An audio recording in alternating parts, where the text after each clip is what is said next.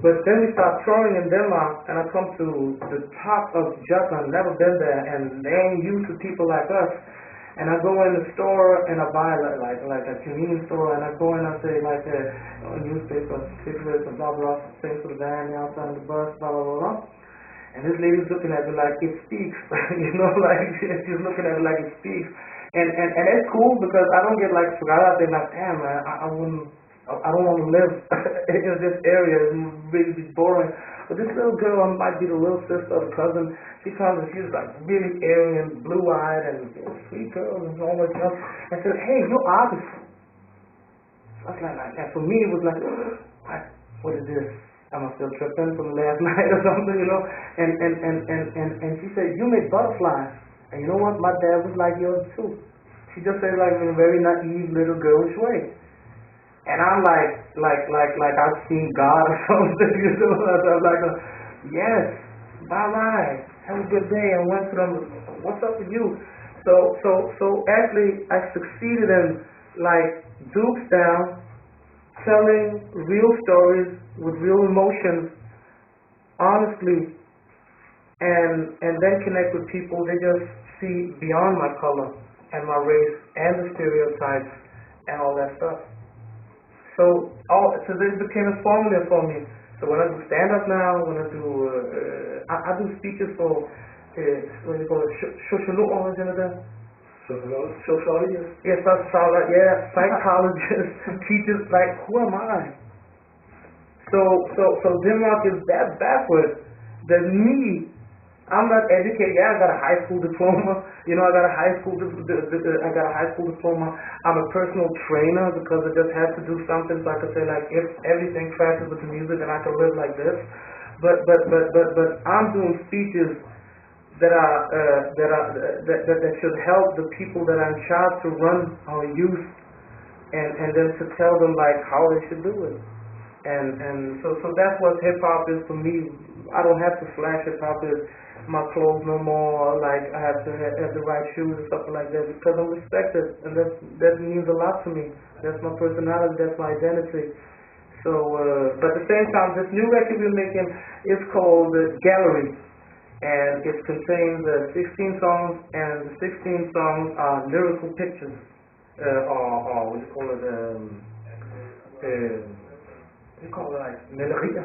Paintings there, you know what I'm saying?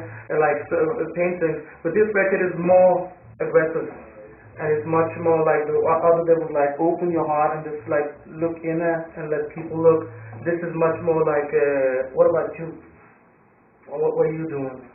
So, but still with I think so brilliant literacy and all that, you know, and try to do something like I said before, like try to do some mind tricks with people, you know, like. So because I'm getting older, and I'm like, I can't run around and be in like the stereotype of hip hop or rap or no more. But at the same time, if you look at jazz music, you see a lot of people that are real old still playing, and they're still trendsetting, even though they're like 70 and 80 and stuff like that, they're still playing. So it's like hip hop is so young, and I'm a hip hop baby. So now I'm a hip hop adult. So I have as much as right as anybody in the world to say that I'm gonna take hip hop this way. So that's what I'm trying to do. Perfect. So that pretty much was the entire paper and the entire interview.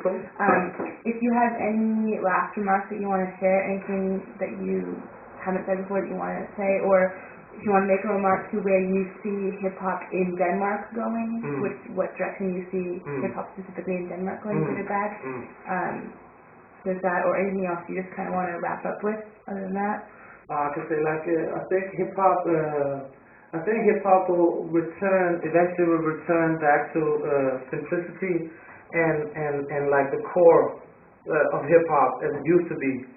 But I think it's going to take quite a while, because the same tendencies that you see in America, we copy them. You know, like it's not only hip hop is copying, it's like skater rock, it's like the whole music industry is like the American music industry.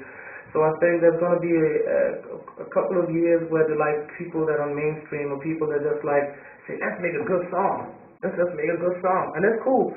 I think they're gonna like rule, but right now what's happening is there's an underground developed. There's strictly immigrant rappers, and they started hoping rapping when the Soul My record came out.